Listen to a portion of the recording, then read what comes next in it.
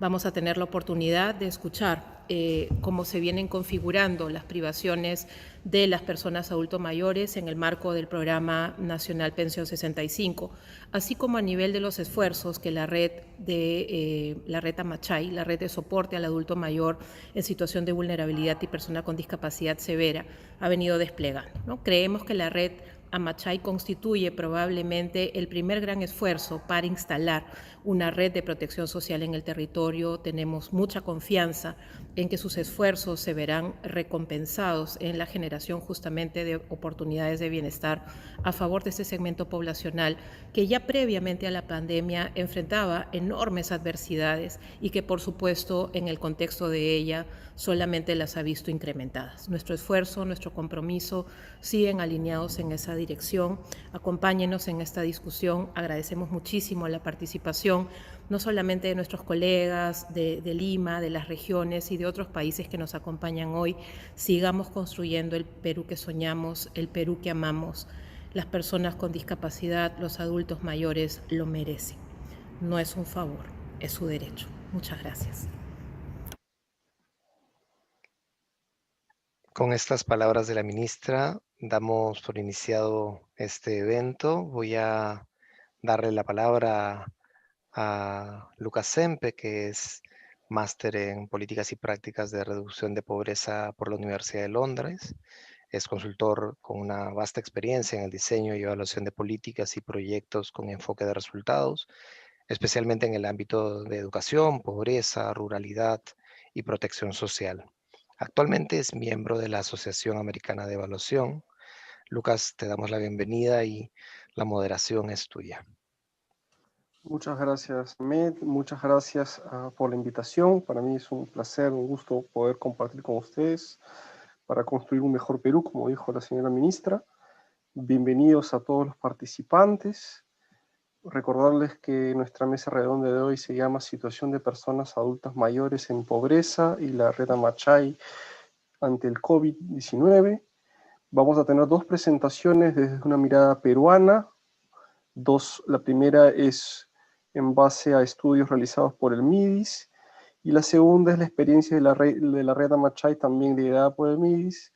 Cada presentación tiene en torno de 17 a 20 minutos. Yo tengo la dura tarea de hacerle recordar a los presentadores, faltando 2 minutos, que se les haga acabar el tiempo. Luego vamos a tener una ronda de preguntas a cargo de nuestro distinguido panel de expertas internacionales, Mónica y Verónica.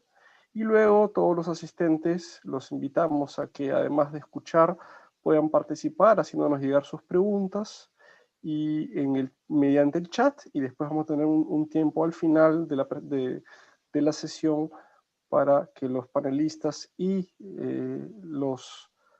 Verónica y Mónica puedan también contestar sus preguntas. Sin más, pasamos a nuestro primer tema, que se llama Condiciones de la población adulto mayor, usuarios del programa Pensión 65 para afrontar la pandemia. Está a cargo de Ricardo Córdoba.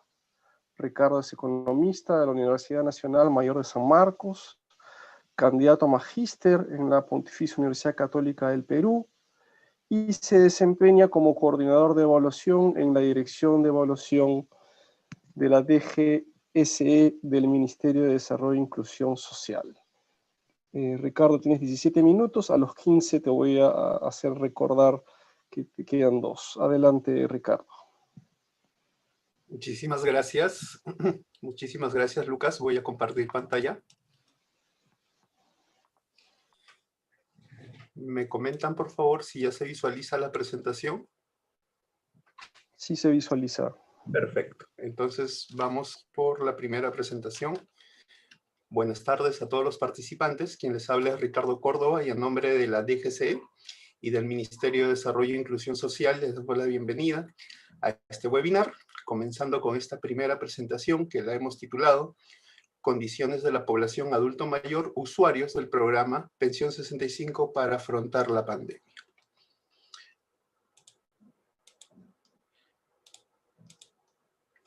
Esta presentación la hemos estructurado en 5 partes, en las cuales hablaremos sobre el adulto mayor, las condiciones socioeconómicas que ellos tienen antes de la pandemia para proteger su salud. Haremos un recuento de dos principales estudios que tratan sobre esta temática para luego detallar las conclusiones y reflexiones a partir de los datos presentados.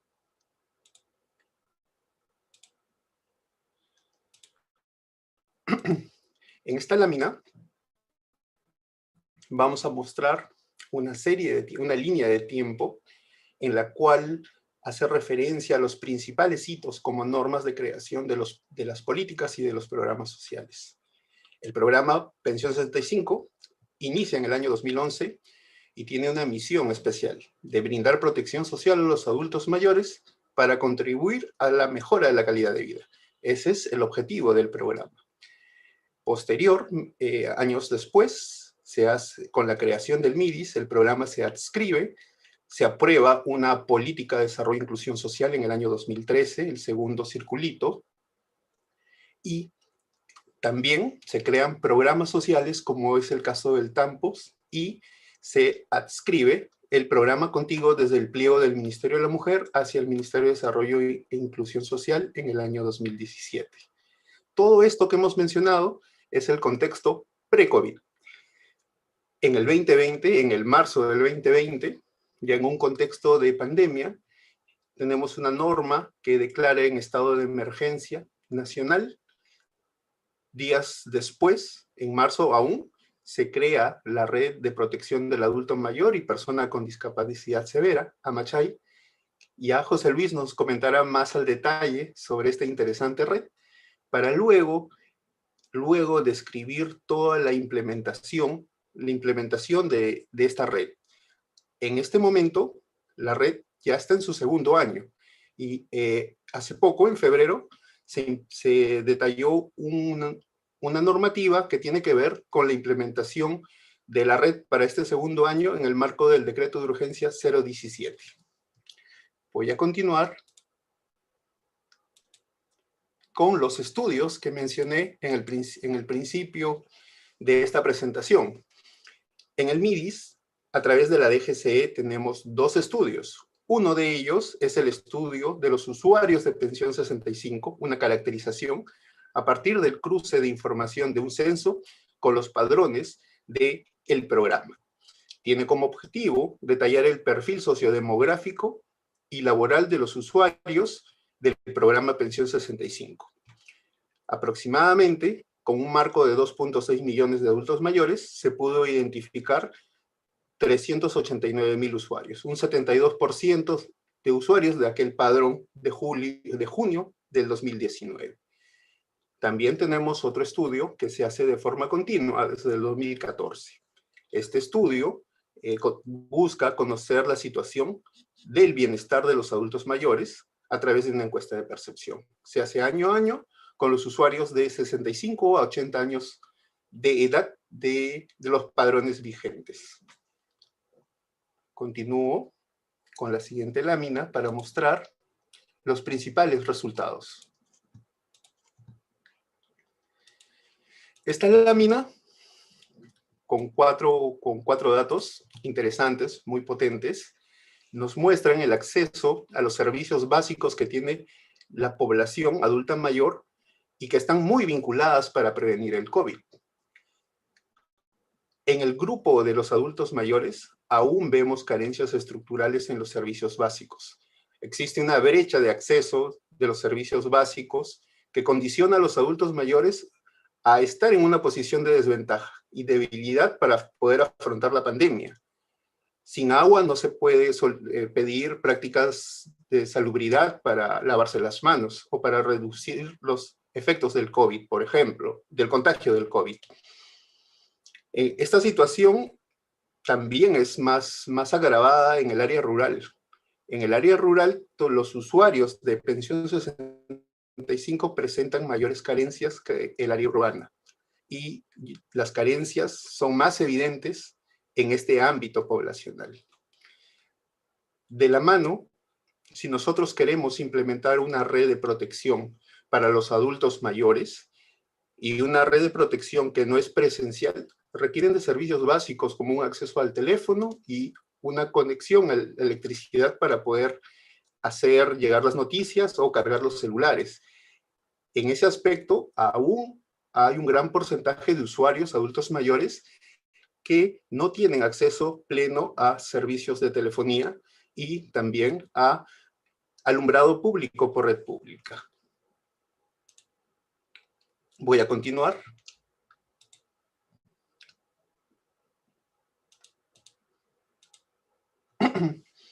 Otro de los resultados que se muestran, perdón, en esta lámina son las condiciones que tienen los usuarios respecto a la tenencia de algún seguro de salud, si tienen una limitación permanente que condiciona sus libertades, la presencia de necesidades básicas insatisfechas y las condiciones laborales.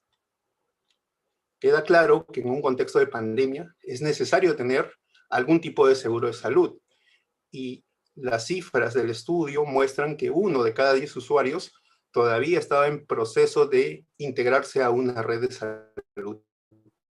Los datos son muy similares para el área urbana como rural. En el caso de las limitaciones en los adultos mayores, el 44%, 4 de cada 10, presentaba al menos una limitación permanente, siendo las limitaciones físicas las de mayor predominancia en los usuarios.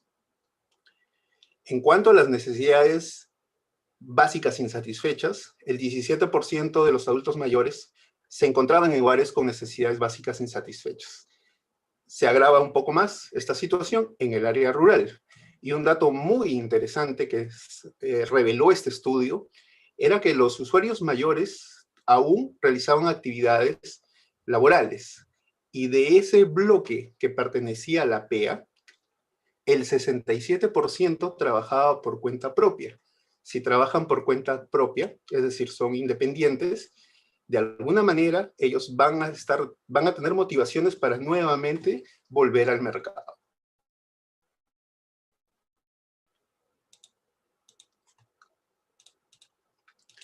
Estos datos que estoy mostrando en esta siguiente lámina detallan las redes de apoyo que tienen los adultos mayores, la primera red que es el hogar. Cuando una persona está en situación de vejez o de enfermedad, la principal red de apoyo son la familia, es el hogar. En esa línea se observa que los adultos mayores, el 26% de ellos vive solos, es decir, no tiene ninguna red de apoyo dentro del hogar. En el caso de caer enfermo o una situación que complique su bienestar, necesariamente requieren protección desde fuera. También otro dato muy interesante es que el 60% de los adultos manifestó que sigue siendo el jefe de hogar o se autopercibe como jefe de hogar. Es decir, en ellos recae la carga económica y la responsabilidad de administrar y generar los ingresos del hogar. También la toma de decisiones es parte de este rol. Este dato es interesante porque de alguna manera, al ser jefes de hogar, también están condicionados a buscar recursos en el mercado. Esto va muy vinculado con el dato anterior que detallaba de los trabajadores independientes, adultos mayores como trabajadores independientes. Es una cifra muy similar. Asimismo, hay otro adulto mayor. El hogar del adulto mayor tiene otro integrante adulto mayor, con un valor del 17% aproximadamente de los adultos mayores de ese grupo.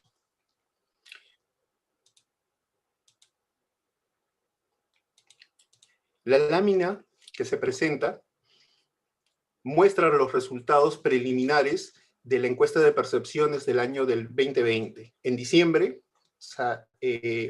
un grupo de trabajadores del programa Pensión 65 salió a campo para recolectar una información muy valiosa respecto a la situación de los adultos mayores. En esa línea hemos podido observar que en el grupo de adultos mayores de 65 a 80 años de edad, el 2.6% afirmaron que tuvieron un problema y fueron diagnosticados con COVID. pero fueron atendidos por un personal de la salud y recibieron tratamiento médico. Asimismo, se observa que el 50% de ellos tuvo ese diagnóstico 4 meses antes de la encuesta. La encuesta fue en diciembre. Y también el 53% de los usuarios ha declarado que ha recibido llamadas del programa Pensión 65, en la cual se le brindaba consejos de prevención e identificación de los síntomas del COVID.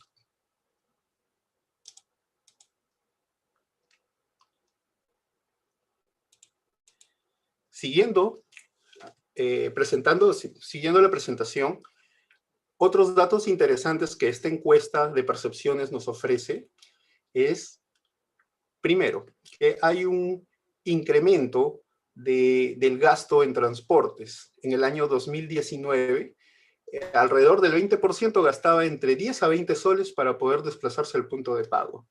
Este porcentaje ha incrementado a un 24.6%.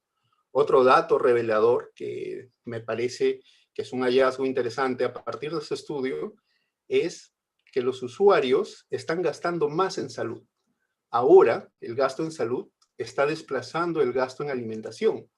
Antes, en el 2019, el 14% manifestaba que gastaba es un porcentaje de la salud un porcentaje del gasto como segunda alternativa. Ahora está creciendo a 27.1%. Un tercer dato interesante es que el 14% de los usuarios está manifestando que el tiempo que le dedicaba a las actividades de trabajo ha disminuido, a la orden del 14.6%, en la cual ellos manifiestan que han reducido sus horas de trabajo de las actividades que le dedicaban. Y también este dato que complementa a los resultados que estoy presentando son que los adultos mayores han dejado de asistir a sus consultas que tenían con el SIS.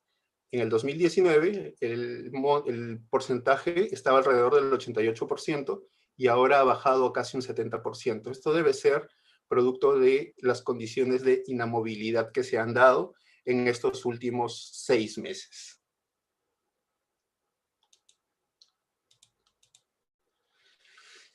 La encuesta de percepciones también recolecta información autodeclarada de cómo los usuarios perciben el bienestar, su salud y el trato, medido a través del respeto hacia el adulto mayor.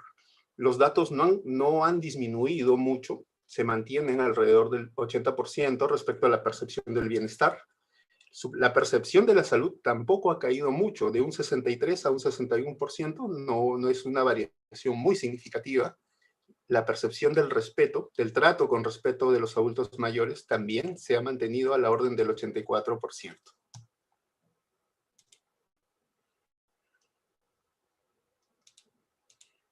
Estos dos estudios nos hacen reflexionar y plantear algunas conclusiones.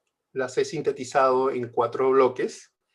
La primera tiene que ver con la brecha de acceso a los servicios básicos.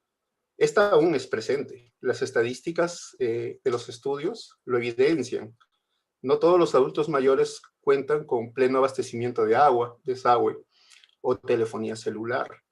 Los adultos mayores están en una posición de desventaja y debilidad para afrontar la pandemia, en la que se pide a todos prácticas saludables para prevenir y mitigar los efectos del COVID.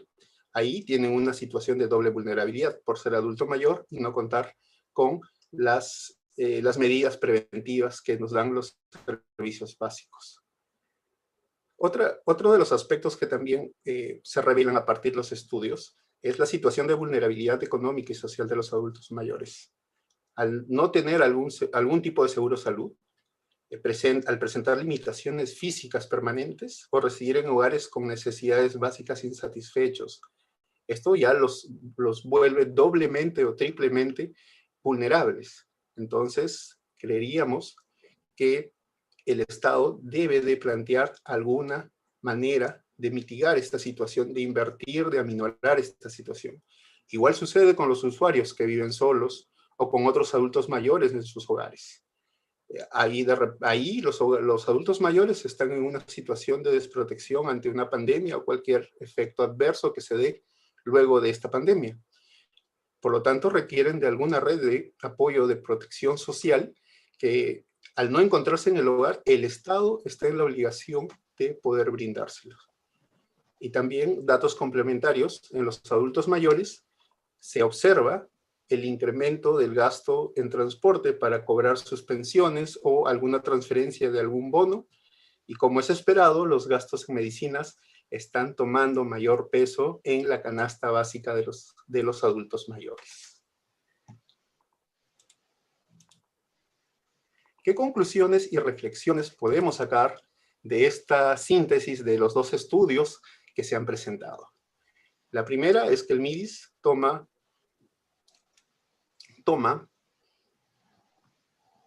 como centro de atención a las personas adultas mayores y con personas con discapacidad.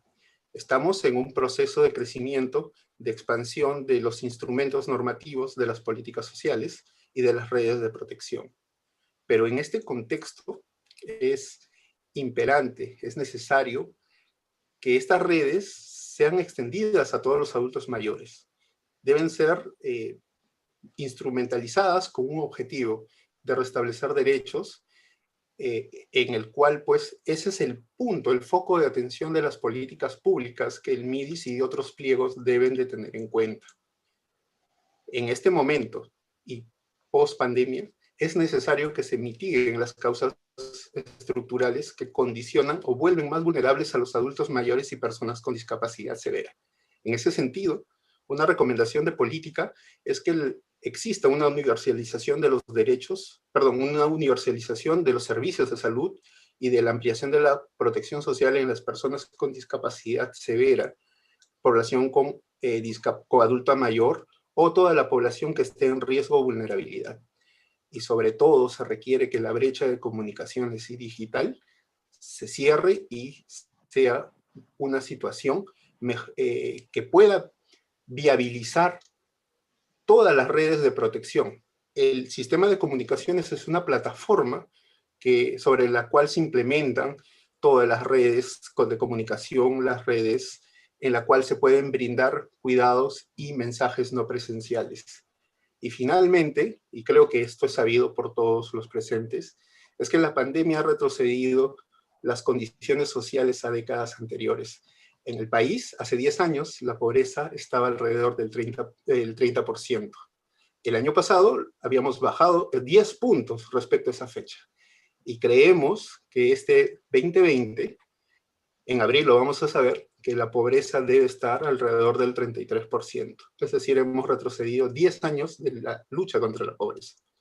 En ese contexto, todas las inequidades, como las de género, las intergeneracionales, cobran presencia. En ese sentido, es necesario implementar y mantener y ampliar todas las redes de protección y de cuidados que se pueda tener desde el Estado durante y después de la pandemia.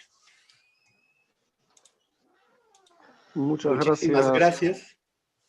Cumplí el objetivo, los 15 minutos. Muchas gracias. Sí, Ricardo. No, te dejé porque vi que terminabas, entonces no tuve que interrumpirte. Muchas gracias, Ricardo, por el ejercicio de síntesis y por los datos.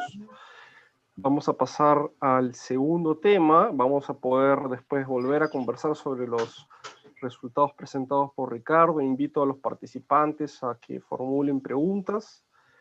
El segundo tema del día de hoy es la experiencia de la red de soporte para el adulto mayor con alto riesgo y las personas con discapacidad severa, la red Amachay.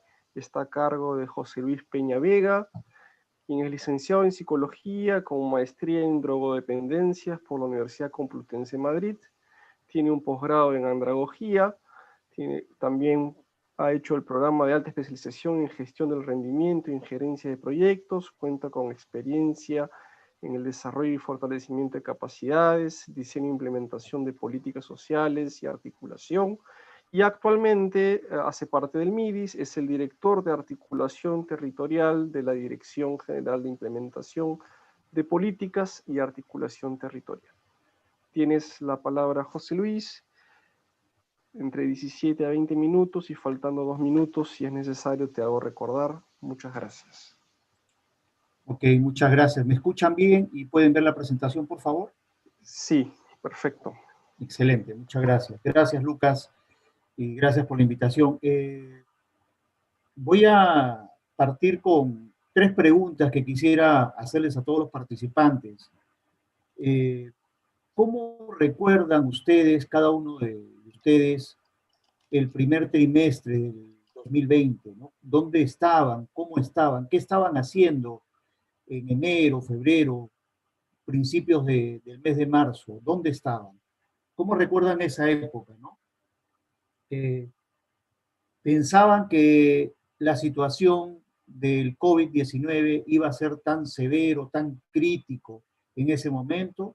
¿O se pensaba que iba a ser pasajero, que iba a durar un par de meses y que iba a se focalizar en un solo lugar? Tratemos de recordar, porque lo que quiero presentarles también en este momento es un poco contextualizar lo que pasaba en ese momento y para ello comentarles que en el caso del MIDIS nosotros nos encontrábamos trabajando la estrategia de gestión territorial primero a la infancia, priorizando toda una serie de estrategias y herramientas dirigidas a los niños menores de 5 años. Esa era, digamos, la acción de la dirección en la que yo me encontraba en ese momento. Sin embargo, no sabíamos que esto iba a cambiar radicalmente y que la situación iba a poner en evidencia una serie de factores que afectan directamente pues, a la población y además la severidad y la gravedad del problema y además visibilizando una población específica, ¿no? Entonces, creo que es importante que recordemos ese momento porque en realidad cuando se empieza a implementar la red de soporte para las personas adultas mayores con alto riesgo y personas con discapacidad severa, es en un contexto donde hay mucha incertidumbre y donde hay mucha urgencia para poder trabajar. Entonces, de eso va a tratar la presentación, pero basado en ese contexto también. Si vemos, entonces voy a presentarles cómo se inicia la red de soporte denominada Machay, porque en el quechua significa la fuerza del cuidado.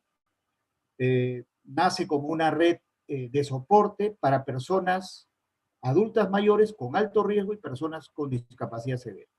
Luego presentaremos cómo se da ese modelo operativo, luego cuáles son los resultados del 2020 de la implementación del modelo, cuáles han sido las lecciones aprendidas y finalmente cómo estamos actualmente con la red de soporte.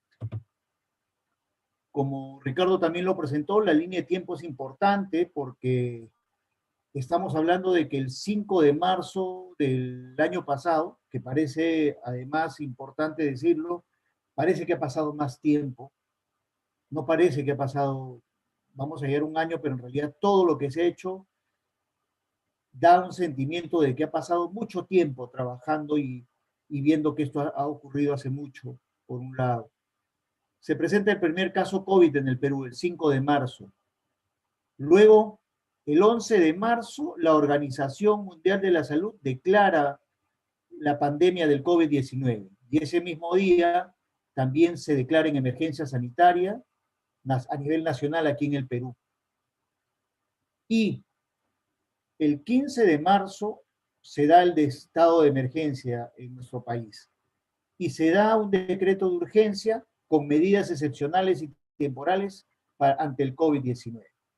Entonces, si vemos, haciendo un alto en esta línea de tiempo, la situación donde uno toma ya, digamos, los niveles de conciencia para poder actuar, se da pues en esta primera quincena de marzo, donde por un lado estábamos como en shock, viendo todo lo que pasaba, pero además que teníamos que actuar de manera muy rápida. Y la pregunta era, ¿cómo actuamos? ¿Qué hacemos? Y el Ministerio de Salud, además, con la complicación de los casos que iban creciendo en vorágine. Entonces es importante esta línea de tiempo porque es así como empezamos a articularnos. Y cuando empezamos esa articulación, hay pues un análisis de a qué población atender, ¿no? Y en ese breve lapso de tiempo se identifica que hay un aumento de la vulnerabilidad de las personas adultas mayores. Es decir, que los casos y la casuística evidenciaba que había una gran cantidad de adultos mayores que tenían comorbilidades o enfermedades preexistentes asociadas, que tenían una tasa de letalidad y mortalidad mayor que otra población. Y además, las personas con discapacidad, además, por su propia condición de vulnerabilidad, también se convertían en personas vulnerables en esa situación. Entonces, se establece la necesidad, pues, de diseñar una estrategia de atención para este grupo poblacional, para hacerle seguimiento y ver cómo podemos prevenir y mitigar el efecto de COVID en esta población. La pregunta es, ¿a cuántos vamos a atender? ¿Cómo los vamos a atender? Y ahí el ministerio activa a sus diferentes direcciones, por un lado, para diseñar la propuesta, pero además no trabaja solo, sino por el contrario, se articula de manera muy rápida con el Ministerio de Salud y con el Ministerio de la Mujer y Poblaciones Vulnerables. Y empezamos a trabajar de manera presencial mientras se inicia la cuarentena, porque además el trabajo virtual no estaba pues todavía como parte de la práctica, digamos, de la toma de decisiones, y prácticamente en menos de una semana empezamos a generar toda una serie de condiciones para poder implementar una red que dé soporte a esta población objetiva identificada. Para ello se trabaja una base de datos importante, y la base de datos priorizada es la información del sistema de salud, porque no podemos atender a toda la población adulta mayor, que es aproximadamente de 4 millones y pico de personas. Por lo tanto, se hace una priorización y se trabaja con información del sistema de salud para identificar a personas adultas mayores, más de 60 años, que además tengan un diagnóstico asociado o una comorbilidad en su información. Se cruza con otras bases de datos, ¿no?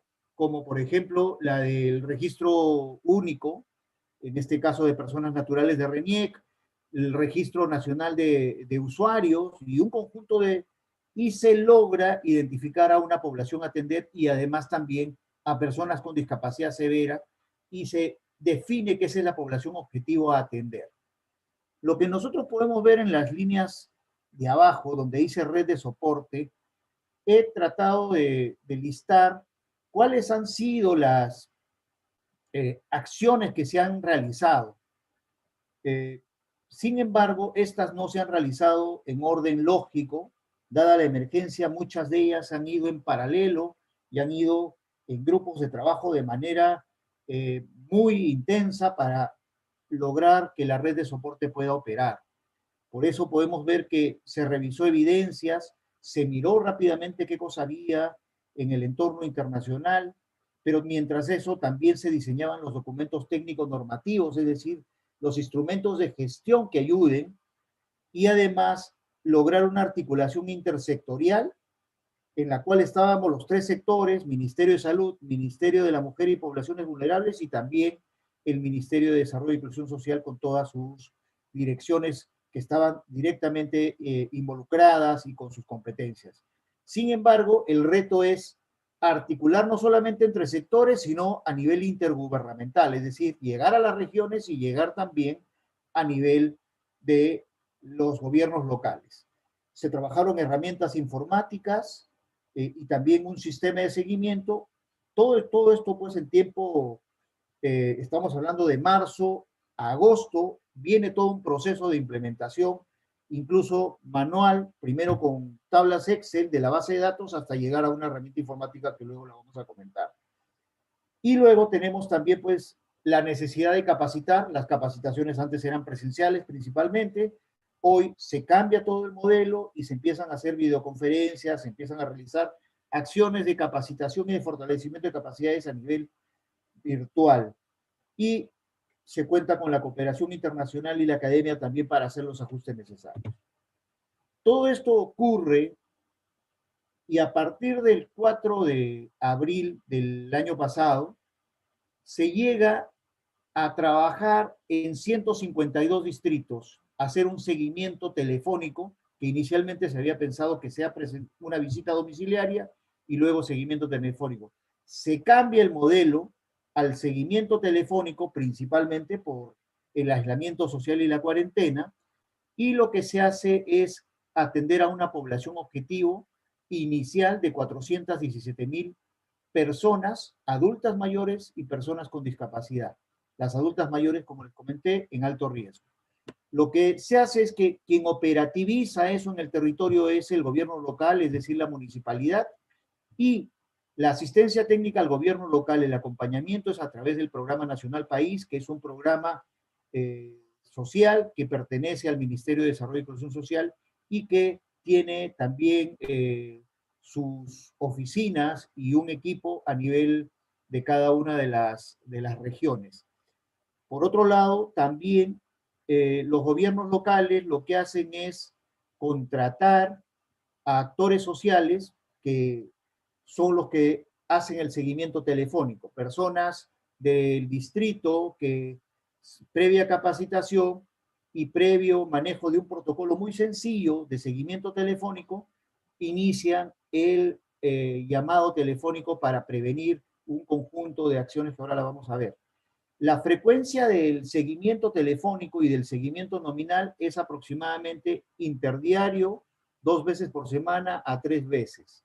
El paquete de servicios que en ese momento se establece es darles orientación y consejería sobre prácticas saludables, telefónica principalmente, se identifica cuáles son los signos y síntomas que presentan de COVID para poder inmediatamente articular y derivar rápidamente a el sector salud para que pueda ser atendido ya en su sistema y en sus canales de atención. También se priorizó el tema de las inmunizaciones, en este caso las vacunas de neumococo e influenza, y el seguimiento a los casos específicos. Además de esto, aparece ya en el transcurso de la implementación, se identifican una serie de alertas asociadas a la población vulnerable. Además de ver la situación de casos COVID, se identifica que hay adultos mayores y personas con discapacidad que presentan problemas de situación de abandono, presencia de alguna situación de violencia en el hogar o necesidad de alimentos. Además, con el aislamiento social, esta situación también se pone más en evidencia estas alertas y se empiezan a gestionar. Se gestionan a través de los sectores cuya competencia les corresponde. El Ministerio de Salud, a través de todas sus oficinas de nivel nacional, regional y local, activan los puntos focales para poder atender estas. El Ministerio de la Mujer y Poblaciones Vulnerables, lo que es violencia y abandono, y lo que es necesidad de alimentos de este grupo poblacional, los mismos gobiernos locales, en articulación con el sector privado y la sociedad civil organizada.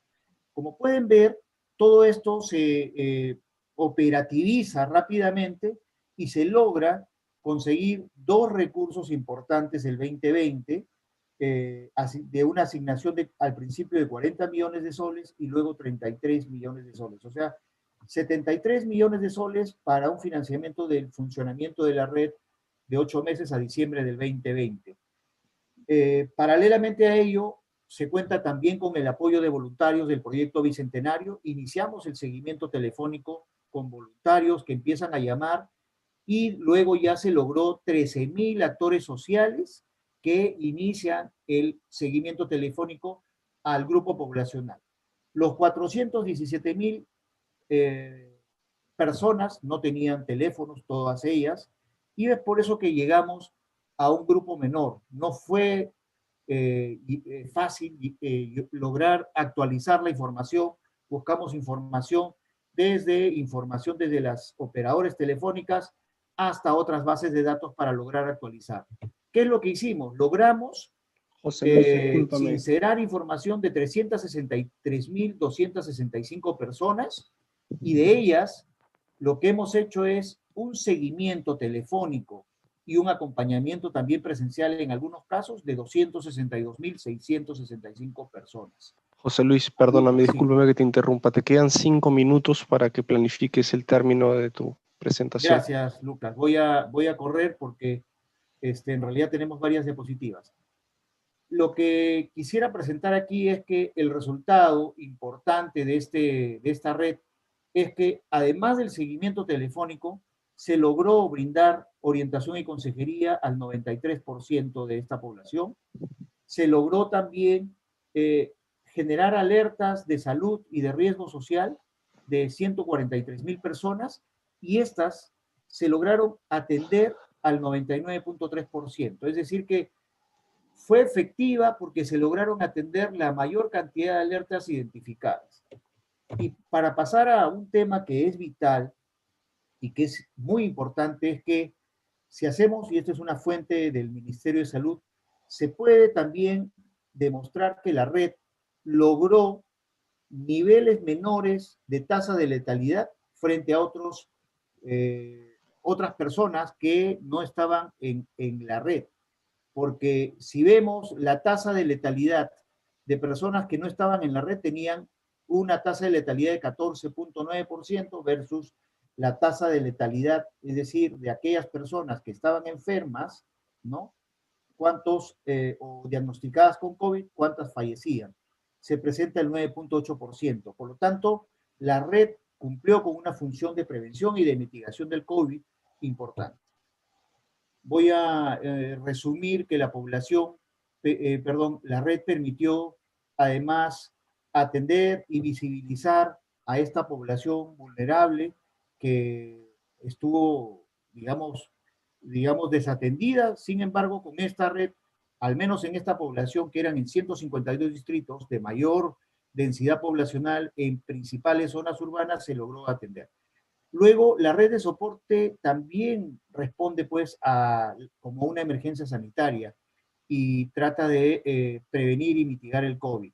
Se hace un seguimiento nominal y se entregan unos servicios. Sin embargo, no es que se contó inicialmente con un modelo estructurado, sino que sobre la marcha se empezó a generar el modelo operativo y de ahí un modelo de intervención para soportar esta situación. Por otro lado, también hay la necesidad de contar con una estrategia de protección social a partir de esta experiencia y a partir de los servicios que se han implementado. Se ha logrado tener un conjunto de documentos técnicos normativos, un presupuesto inicial para el 2020, se ha logrado una articulación, y esto creo que es clave, de los sectores en los diferentes niveles de gobierno, intersectorial e intragubernamental. Sin embargo, una autocrítica es que no se logró convocar a todas las instituciones. La pandemia realmente hizo que actuáramos con algunos actores clave, otros estuvieron atendiendo sus propias prioridades también porque el tema era muy complejo. Se capacitó a los equipos de nivel nacional, regional y local. Por otro lado, también la colaboración de la cooperación fue clave porque nos ayudó a reflexionar sobre cómo trabajar. Eurosocial fue un elemento clave, la Universidad Católica también, que nos ayudó a redefinir algunas acciones para brindar el soporte. Sin embargo, esto no pudo darse al principio, sino durante la última etapa del 2020. Ahora estamos ya un poco más sólidos con la experiencia ganada. Hay herramientas informáticas y un sistema de seguimiento que hoy se cuenta y se han activado la participación comunitaria con otras experiencias previas, como el operativo Taita del Ministerio de Defensa. Se han conformado los comités de defensa y además hay una serie de acciones estratégicas de respuesta local, como la atención a los temas de alimentos. Y para terminar, el modelo operativo actual es un modelo similar. Sin embargo, dada los limitados recursos económicos para el presente año, dado que la intervención fue una intervención temporal del 2020, hoy lo que estamos tratando es, además, por la situación del COVID y al tener una segunda ola y una tercera ola, se está focalizando en la identificación de situaciones de riesgo de salud y dándole el énfasis a la prevención del COVID y a la derivación e intervención temprana rápida, porque eso es un tema clave. Igual vamos a seguir en los 152 distritos. Tenemos un financiamiento de 3 meses que esperamos se logre ampliar ese presupuesto y se están haciendo las gestiones necesarias. Como vemos, hay un conjunto de actores que intervienen. Este año se están incorporando más actores, de tal manera que también aseguremos una autosostenibilidad.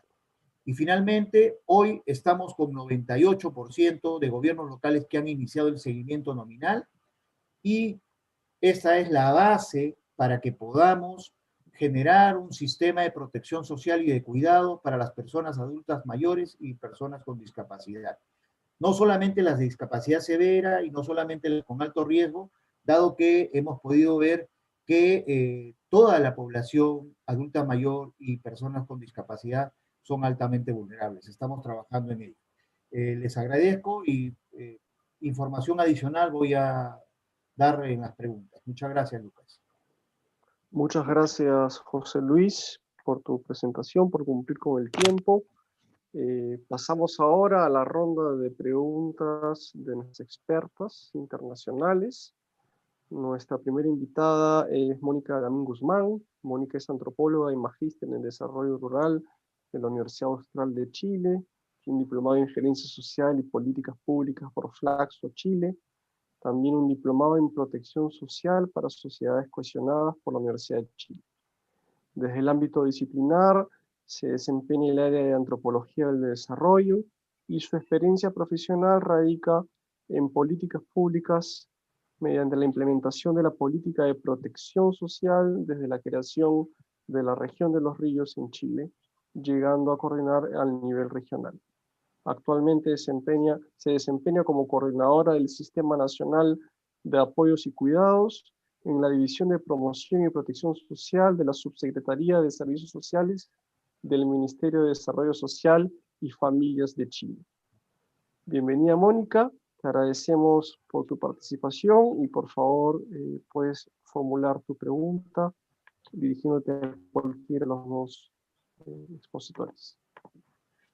Muchas gracias, Lucas, y muchas gracias a todo el equipo de este espacio, por este espacio en realidad, por invitarnos a participar. Yo me siento más bien o me ubico, no sé si la categoría es experto, y les agradezco el comentario. Yo particularmente me desempeño en un área, como se mencionó, la antropología del desarrollo precisamente se sitúa en los ámbitos de mayor profesionalización de una disciplina, y me siento parte de ese grupo o equipo profesional, particularmente hoy día en esta tarea asociada, digamos, a la población que tiene perfiles en situación de dependencia, que es el concepto global, digamos, que aglutina este espectro de condiciones o de situaciones de vida, donde también mayoritariamente aparece la población adulto mayor. Ese es como el punto que nos conecta. Sin embargo, en el caso nuestro tenemos una población que es más amplia porque las atenciones o los servicios y prestaciones incluyen otros perfiles de población. Y me hace mucho sentido la conversación que se va a abrir hoy día, o en este momento, a propósito de la forma en que se da cuenta de las dos presentaciones. Por un lado, toda una caracterización o descripción, digamos, de un perfil de población y en el fondo las características propias de este proceso, y posteriormente una estrategia que da cuenta en el fondo de cómo reaccionar, cómo el Estado en el fondo logra posicionarse a propósito de una situación que en realidad para todos fue enormemente sorpresiva, compleja, y estaba pensando en la pregunta que hizo José Luis al inicio, como este llamado a pensar en qué estábamos en ese momento. Para nosotros era 19 de marzo, el 17 se hizo el primer llamado de emergencia y el 19 el ministerio quedó vacío. Toda la gente se fue a su casa y tengo una imagen de eso que me hace sentido, que todavía existe. Hoy día todavía no volvemos presencialmente, todo lo estamos haciendo en línea, muy pocos estamos presencialmente trabajando, y las intervenciones, sí, algunas han comenzado a retornar, pero recuerdo, a propósito de esa pregunta, que los calendarios quedaron todos fechados en marzo 2020. hasta los días de hoy. Uno camina por las dependencias del entorno donde nosotros estamos, en el ministerio, y eso es una constante. Entonces, a propósito de la reflexión donde tú nos invitas, me recuerdo eso y digo, claro, todos compartimos ese punto, o a partir de esa consigna que tú das, todos compartimos el hecho de que tuvimos que activar nuestros recursos institucionales, profesionales y personales, porque nadie quedó indiferente, para poder, en definitiva, colocar todo lo que disponíamos para remirar la estrategia de trabajo. Particularmente, digamos, de cómo adecuar o readecuar una intervención que es sumamente sensible, en el caso nuestro, que ya teníamos instalada una red, en el caso de ustedes, cómo responder a una situación en una lógica de red, y eso me parece que es relevante. Y con respecto a las preguntas, yo la verdad es que tengo como dos, una para cada uno, a propósito en relación al primer panelista, Ricardo, y me llama la atención, más bien la reflexión me lleva hacia pensar que si existe una gran brecha que es estructural en relación a los servicios básicos, ¿cómo han comenzado a articular más bien probablemente a pensar en esa estrategia que aborde, que me imagino sin duda tiene que ser intersectorial, pero al ser estructural y en el sentido de que toma servicios que corresponden a otras carteras, que son capas primarias, básicas, como dice el concepto, ¿cierto?, de vida de las personas y de cómo un Estado se despliega frente a eso? ¿Cómo han pensado en el fondo hoy día comenzar a diseñar, a reformular? Porque son como dos carreras para la velocidad que tenemos hoy día y los requerimientos, a propósito de que todo ha avanzado, de que se han profundizado en el fondo las desigualdades, de que hemos retrocedido, que ese es un diagnóstico compartido. Entonces, ¿cómo se está discutiendo eso a nivel interno, pero también a nivel intersectorial y la capa de lo local también, de los gobiernos locales en relación, que son los que vivencian ese proceso? Eso me quedó como marcado y lo pongo ahí como un punto para que lo pudiéramos conversar. Y en el caso de la red Amachay, de la experiencia de la red Amachay, en el fondo se me abren como dos caminos. Uno más amplio que tiene que ver con la concepción de articulación, en el sentido de que ustedes partieron sobre la marcha, y me imagino, o sea, quisiera que profundizaras ahí un poco cómo ustedes pensaron en tan poco tiempo, cómo activaron, qué recursos activaron para, digo, en todos sentidos, no solamente en lo financiero, porque nosotros para una estrategia de red nos demoramos más de 1 año y medio en diseño, con consultorías, en el fondo con apoyos para poder desarrollarlo. Me imagino que esa experiencia sobre la emergencia, creo que es algo probablemente de las cosas inéditas que han pasado en este proceso, y que debe ser mucho más profundo en relación a lo que a nosotros nos pasó, que fue básicamente hacer adaptaciones, y eso fue complejo. O sea, trabajar las adaptaciones nos generó, digamos, un tiempo importante. Y por otro lado, y quizás vinculado con lo mismo, en esta línea de la conserjería, ¿cómo hacen la distinción o cómo fueron trabajando? Porque tienen ahí en el fondo también asociado las prácticas o el ámbito de lo saludable, de la salud. Entonces, ¿qué es lo social, o cómo hacen la diferenciación entre aquello que responde, digamos, a este contexto de vulnerabilidad social de las personas, versus lo que también hace salud propiamente tal?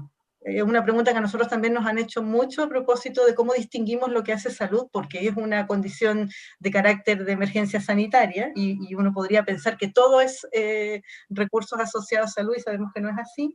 Y en el caso, y entonces hay una labor en el ámbito de lo social que probablemente no es tan conocida, nos pasa también, no es tan conocida, pero es la capa principal a nivel local para que las estrategias de salud y todas las otras puedan funcionar. Esos son como mis dos grandes temas.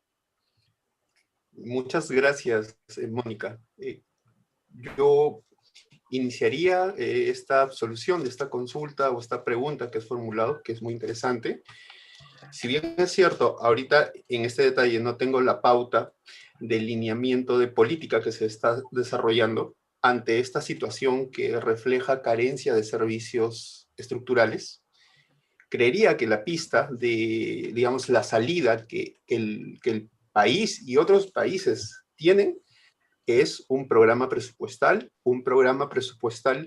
intersectorial, en la cual no veamos el problema desde una arista, no veamos el problema del COVID desde la mirada de salud y solo esa mirada, desde el ministerio la mirada social solamente, y desde la mirada de la vivienda solamente cubrir los espacios de falta de agua o de saneamiento básico. La mirada tendría que ser una mirada integral, y en esa línea los programas presupuestales intersectoriales, lo que llamamos aquí PEPOR, ofrecen esa salida de trabajar de forma conjunta desde el marco de las funciones que cada pliego tiene, pero sin perder de vista a las personas, a la carencia que tienen, o al conjunto de carencias que tienen. Creería yo que si a un PEPOR-DIT o a un PEPOR se le suma un plan de incentivos municipales, que es otra de las herramientas que el Ministerio de Economía y Finanzas tiene a través de los gobiernos locales, implementar metas para mejorar o revertir una situación a partir del trabajo de los gobiernos locales y generar mayor presupuesto. Entonces, esas dos líneas pueden potenciar ese cierre de brechas estructurales que se tienen, que antes de la pandemia las hemos mirado desde el marco de nuestras funciones. Es más, otro estadio importante es que este PEPOR o este PEPOR-DIT no solamente tenga acciones centrales desde un gobierno, desde un pliego ministerial, sino que a eso se le sumen acciones descentralizadas intergubernamentales. Creo yo, con la suma de estas líneas que se puedan dar, la carencia puede ser aminorada, pero a la vez es mirado desde cada arista que tiene. Es atacado cada arista y lo que busca es la sinergia de cada uno de los pliegos en beneficio o en favor de las personas que presentan mayores vulnerabilidades. A esto no le hemos puesto un desglose por género, a esto no le hemos puesto un desglose de caracterización por, digamos, si es población indígena o no indígena. Conforme más tamices se puedan agregar a la intergeneracionalidad, digamos, a esas diferencias, podemos encontrar mayores vulnerabilidades, y creo yo que con un programa de esta envergadura podríamos salir adelante. Eso es lo que puedo comentar en este momento. Con todo gusto, estamos cerca de la dirección de políticas. Nosotros también podemos consultarle a ellos cuál es, digamos, la nueva mirada que tienen las políticas intersectoriales o intrasectoriales. Muchas Mónica. gracias. Muchas gracias, Ricardo. José Luis, te paso la palabra para que respondas a Mónica. Sí, gracias Lucas, gracias Mónica por la pregunta y por el contexto también, ¿no? En realidad, sobre la articulación y qué recursos activamos para que la red se ponga en marcha, había una base previa, como les comenté inicialmente, veníamos trabajando y coordinando con los sectores y haciendo un trabajo piloto en 2 regiones para implementar una estrategia de gestión territorial con la infancia en el marco del desarrollo infantil temprano. Entonces, creo que facilitó mucho que los actores clave, tanto del Ministerio de Salud como del Ministerio de la Mujer, los gobiernos regionales y locales, tuvieran esta disposición y esta experiencia previa. Porque lo que hicimos fue cambiar la primera, digamos, la población objetivo que se venía trabajando para hacer un seguimiento nominal en niños menores de 5 años, para empezar a trabajar con una población adulta mayor. Yo creo que ese fue un tema clave, porque ahí veníamos desarrollando progresivamente una herramienta informática que iba a permitir interoperar, pero principalmente manejar una base de datos de seguimiento nominal. Ante la emergencia, lo que se hizo fue, muy bien, veamos este modelo, tratemos de ver cómo lo podemos adecuar y trabajar.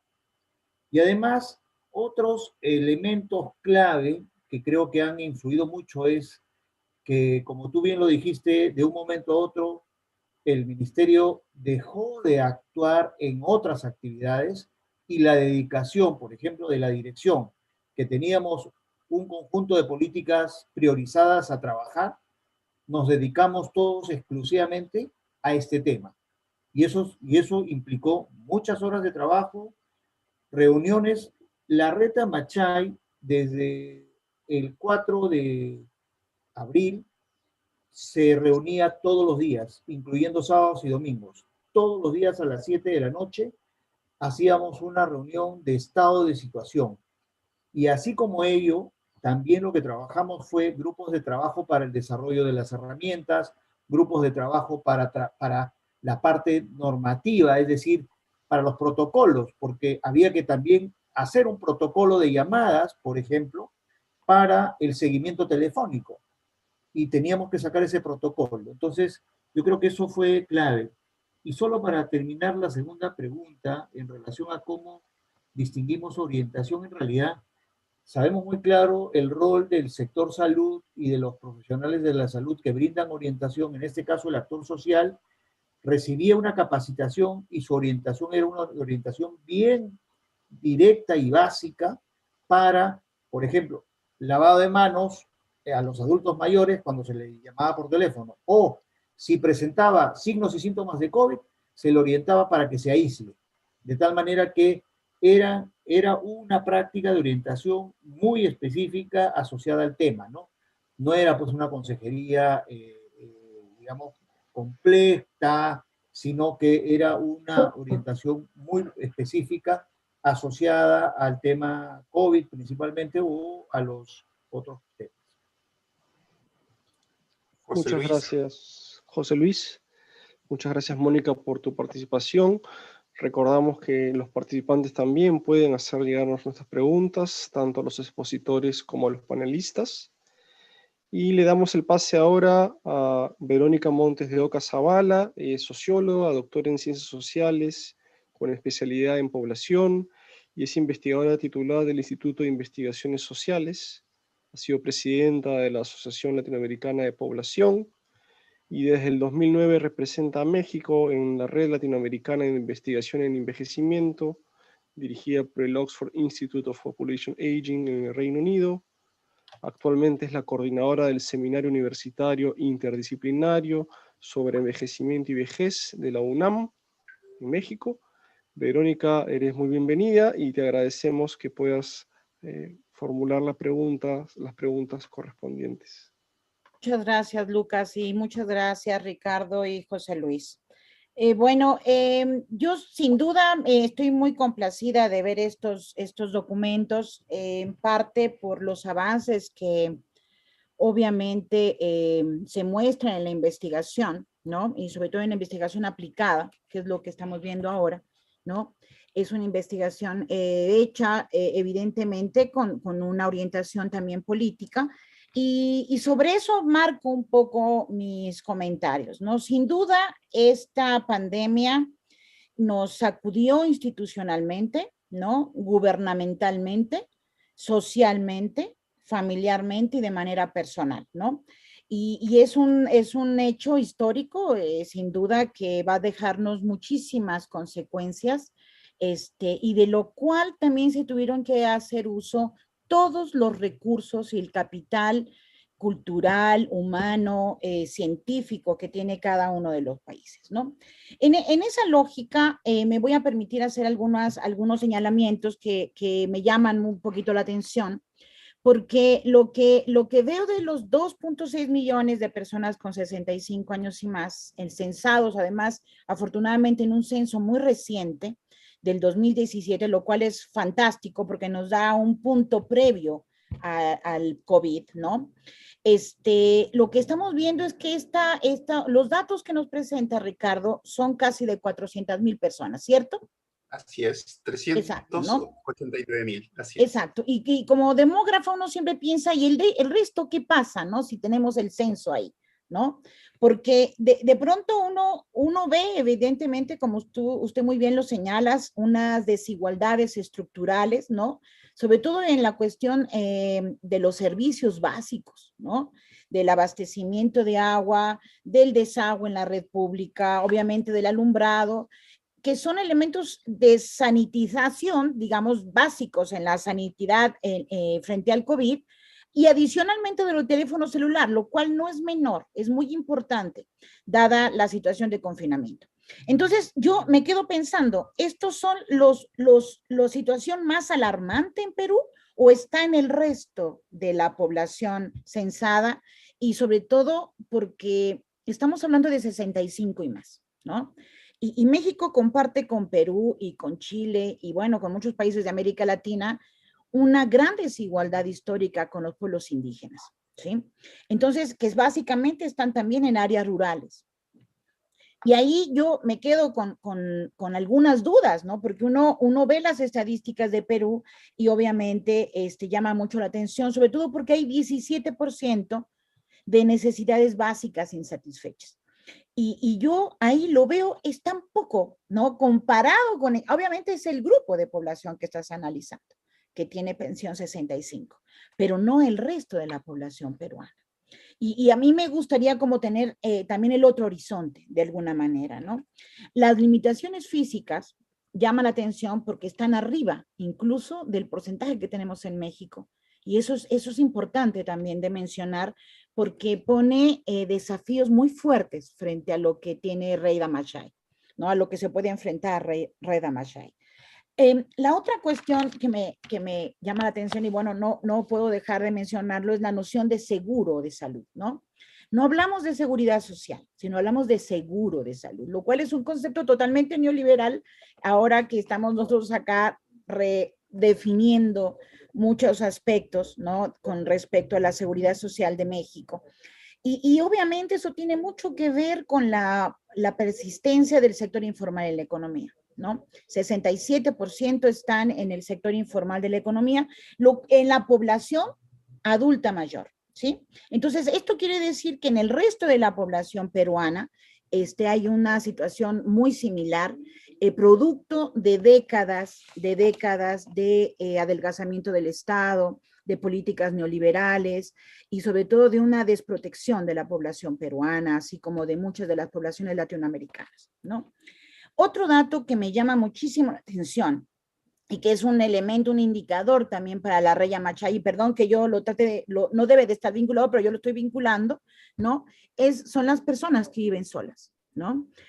Lo cual significa, no necesariamente significa que no tengan una red de apoyo, ¿no? No es directo, porque acá tenemos mucha población adulta mayor que vive sola y que tienen una red que las abastece completamente, pero que sí llama la atención porque estamos hablando del 26%, es muy alto, es altísimo. Pero habría que tener otros tipos de indicadores para identificar si real, o sea, un arreglo familiar no necesariamente identifica la red de apoyo familiar, ¿cierto? Entonces, ahí hay una cuestión que es importante, porque los hogares unipersonales muchas veces tienen arreglos de apoyo y de suministro, porque a lo mejor viven en el mismo solar, pero la olla común es sola, digamos, ¿no?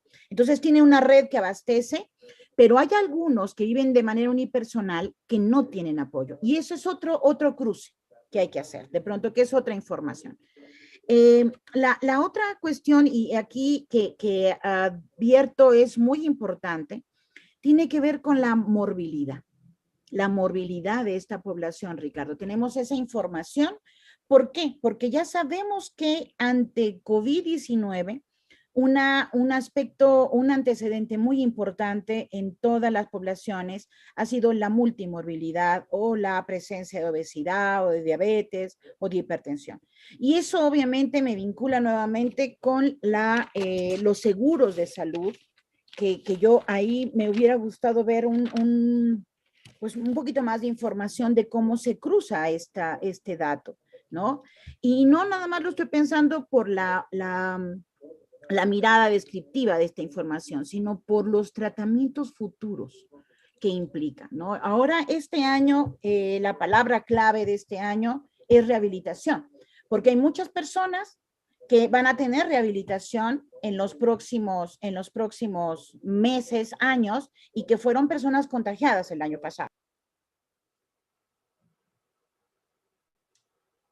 Es muy importante de pronto ver cómo actúa este seguro de salud y si son seguros de paquete básico, como lo recomendó el Banco Mundial, el Fondo Monetario Internacional, perdón, y si las personas, por eso es importante saber el perfil epidemiológico, ¿no?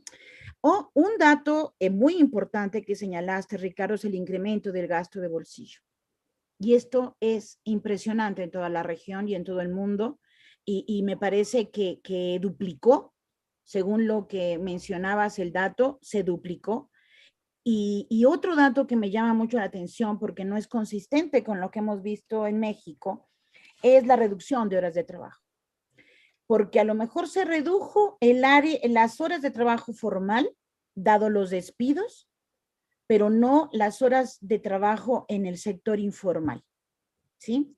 Y otro dato que también sería muy interesante acá es cuando empiezo a ver la necesidad de cruzar por sexo, es que en el caso de las mujeres, las horas de trabajo aumentaron, casi se duplicaron en todas las encuestas que se han monitoreado en la región, y entonces esto es muy importante también de evidenciar. Curioso que no haya cambio en las percepciones, entonces ahí me llama mucho la atención que no haya un cambio en las percepciones, pero posiblemente tiene que ver por el tiempo de levantamiento de la información, ¿no? Entonces, lo que alcanzo a ver acá es la punta del iceberg. La punta del iceberg de desigualdades acumuladas en el Perú que se muestran en la población adulta mayor, y que seguramente en el resto de la población de 65 años y más es muchísimo más grave, y que tal vez, ojalá me equivoque, y que llama la atención para hacer también estudios a profundidad al respecto, ¿no? Y obviamente toda esta información y lo que también nos muestra José Luis, y lo que tú señalaste, es este retroceso impresionante en cuanto a la superación de la pobreza. Pero ahora también habría que ver, no nada más en términos de tener a la pobreza como eje central, sino tener el bienestar de la población, ¿no? Ese me parece que es el gran reto. Durante muchos años nosotros discutimos mucho la medición de la pobreza en los gobiernos neoliberales previos, pero ahora no nada más es esta situación, sino hay que ver cómo alcanzamos el bienestar, ¿sí? Y me parece que eso es una de las grandes lecciones que nos arroja esta experiencia pandémica. Por el otro lado, en cuanto a la red Amachay, que yo me preguntaba a José Luis exactamente qué significaba Amachay, ¿no? Y es una cuestión hermosísima, ¿no? La fuerza del cuidado, es brutal, ¿no? Porque en realidad pues es una gran red de apoyo interinstitucional que muestra unos avances muy fuertes en cuanto a articulación. Pero yo me quedé con algunas dudas, José Luis. ¿Cómo se detecta el PAMAR? ¿Cómo se detectan a las personas adultas mayores en situación de riesgo? ¿No? Porque cuando tú ves los 4 millones igual de la población peruana, de pronto se reduce, se focaliza en 262,000 personas, ¿sí? Que son obviamente las que seguramente tienen las condiciones más severas, pero no entendí cómo se construye el PAMAR, ¿no? Y algo que en muchos países se dieron cuenta fue la desarticulación que en los regímenes anteriores se habían hecho con las distintas instituciones. O sea, la Secretaría de Salud no trabajaba junto a la Secretaría de Bienestar, no trabajaba junto a la de Economía, no trabajaba junto, cada quien trabajaba de manera separada. Y lo que nos deja ver esta pandemia es la necesidad de desarticulación que veo aquí en la red Amachay, el nacimiento de esta gran articulación, pero lo que no vi, José Luis, es quién coordina esta articulación.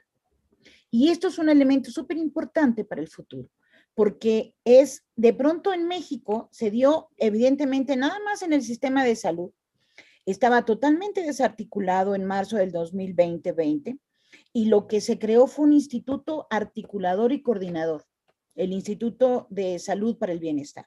Entonces, de pronto acá también me quedo pensando, bueno, se articula, pero como todas las instituciones siempre tienen y cuidan su poder institucional y su territorio político, ¿quién coordina desde arriba todas ellas? En términos de administración pública esto es muy importante, porque es también el que supervisa las acciones articuladas. Y obviamente, nosotros ahora nos estamos reformulando si es pertinente pensar solamente al grupo de personas adultas mayores de manera particular o es necesario pensarla a nivel de los hogares. Y justamente por el COVID estamos viendo ahora cómo trabajar en términos de hogares, porque las personas mayores en México también son cuidadoras de personas enfermas por COVID, porque están, digamos, en una situación de riesgo frente a esta contingencia, ¿no? Entonces, esto a mí me parece que es algo que de pronto no se va a solucionar pronto, pero sí nos permite pensar más allá del grupo de personas mayores y más en el sentido del envejecimiento y de los derechos que tienen las personas envejecientes, ¿no? Los derechos humanos que tienen las personas, sobre todo, y tú lo mencionabas, José Luis, este sistema de cuidados, ¿no? Estamos viendo los prolegómenos de un sistema de cuidados con una articulación territorial, y por eso qué bueno que está Mónica acá, porque ella tiene mucha experiencia a nivel del gobierno federal, pero también a nivel de las comunas, ¿no? Y acá igual a nivel de lo local. Entonces, ¿cómo el gran reto que viene ahora, José Luis, es cómo articular el diamante del cuidado, ¿no? La familia, el mercado, la comunidad y los gobiernos, ¿no? El gobierno, sobre todo en este plan de articulación, y para lo cual sin duda creo que es muy importante que el gobierno de Perú haga un mapeo de las acciones públicas de sus gobiernos, ¿no? Acá lo hemos hecho con el Banco Mundial, hemos hecho consultorías con el Banco Mundial viendo las acciones públicas en materia de cuidado, no solamente para personas mayores, porque hay personas con dependencia severa a la edad adulta, joven, niños, y entonces lo estamos haciendo desde una perspectiva de curso de vida para poder, porque el Estado tiene la obligación de atender a estas personas en cualquier momento de su vida, ¿no? Verónica, discúlpame, sí, estoy discúlpame interrumpirte, sí. El tiempo es tirano. Sí, no te preocupes, Lucas. Perdóname, No le te tengo que dejar palabra a Ricardo y a José Luis para que podamos después recoger las preguntas del público. Discúlpame. No te preocupes, adelante. Muchísimas gracias, Verónica, por tus comentarios. Creo que tu experiencia como investigadora ha ayudado a plantear esas preguntas que nos has detallado. Todos los estudios, ninguno, está libre de limitaciones. Este estudio de caracterización tiene muchas limitaciones en el sentido de, digamos, de tratar de conciliar información que es de un registro administrativo propio del programa pensión y un censo que es implementado por otra institución fuera de, digamos, del contexto del Ministerio de Desarrollo e Inclusión Social. ¿Qué es lo que buscamos nosotros, no? Ante esos retos, buscar homologar no solamente por una coincidencia de un DNI, sino de características como el sexo, la edad, nombre y apellido. Es por eso que de una base de 500,000 usuarios, esta se reduce a 390,000, porque buscamos estandarizar, no buscamos, digamos, recuperar la mayor cantidad de información. Por el contrario, nosotros buscamos tener la certeza de que esas dos fuentes de información se vuelven compatibles y que la información es la más fiable que se tienen a pesar de que hay dos fuentes de información. Una de ellas, el censo, recoge características que el programa pensión requería en ese momento. Entonces se decidió optar por esa vinculación de fuentes de información. Respecto a los datos que se mostraron, sí, hay carencias estructurales que son notorias en la población de 65 y más a 85 a 85 años de edad. ¿Por qué? Porque el programa pensión entre sus criterios de estos, digamos, de inclusión a los adultos mayores, no solamente está que no tengan otras pensiones del sector público-privado, sino que también tengan una clasificación de pobre extremo del sistema de focalización de hogares. En esa línea, todos los adultos mayores que forman parte del padrón activo tienen características, digamos, ya en detrimento de ellos, ya tienen condiciones de vulnerabilidad pre-ingreso al programa. Y lo que busca el programa es de alguna manera revertir esa situación que se ha dado. Yo creería que en este momento es importante invitar a todas las personas, al público distinguido, a los panelistas que puedan ingresar a la página de Evidencia Midis. Ahí se encuentran todos los estudios. Estos también van a ser colgados en la web el día de mañana, los estudios, la publicación de caracterización, y se tiene otras más. Ahí podemos detallar toda la parte metodológica y poder conversar un poquito más a fondo. También yo quería comentar algo, que nosotros, antes de la pandemia, estábamos desarrollando un conjunto de medidas que se orientaban a ver el bienestar de los adultos mayores. Estábamos en una fase de piloteos, de pruebas, y no solamente con los adultos mayores, sino también con las personas con discapacidad. El COVID, lastimosamente, esa línea de trabajo la ha tenido que, se ha tenido que dejar como no una prioridad, sino dejarlo en stand-by por el momento, hasta poder nuevamente impulsar esas líneas de bienestar, que son importantes, no solamente porque forman parte de un conjunto de indicadores que el MIDIS busca medir, sino que reflejan el avance de la política en favor de las personas adultas mayores y con discapacidad severa. Sí, efectivamente, también los seguros de salud. Aquí en el Perú, el sistema de seguros de salud es fragmentado. Hay una capa privada que funcionan las entidades prestadoras de salud, una capa pública que también tiene sus fraccionamientos. Por un lado está el Ministerio de Salud, con un sistema integral de salud, el SIS. Hay una capa que es salud, que funciona por medio del Ministerio de Trabajo. También está el Ministerio de Defensa y el Ministerio de Interior, que tienen seguros para los policías y los militares. Creería yo que el reto después de la pandemia es buscar un sistema de acceso al seguro de la salud conjunto del sector público, independientemente si es que sea una persona privada o pública y si ésta pertenece a algún pliego. Creo yo que el servicio debe ser estandarizado como un paquete básico para todos los trabajadores del gobierno. Y sí, efectivamente, creo yo que hay bastante por hacer. César Vallejo lo decía, hermanos, hay mucho por hacer, entonces creo que toma bien esa frase, hay bastante por hacer en temas de protección social. Ya para acabar, yo quisiera hacer un comentario a José Luis. O sea, a mí, por ejemplo, me llama mucho la atención un logro operativo que lo detalló plenamente. Es cómo tender las comunicaciones telefónicas con alguien que no registra un número.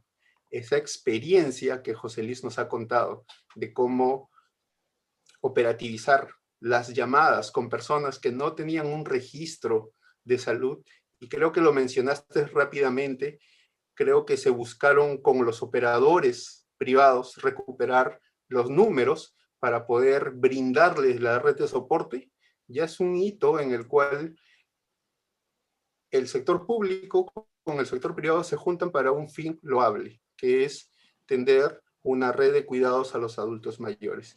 Creo yo que tiene bastante potencial. Creo que este primer año de Amachay es prácticamente un piloto que podría transformarse en un PPR o un PPORDIT para la red de cuidados en las poblaciones vulnerables. Bueno, muchas gracias. José Luis, adelante.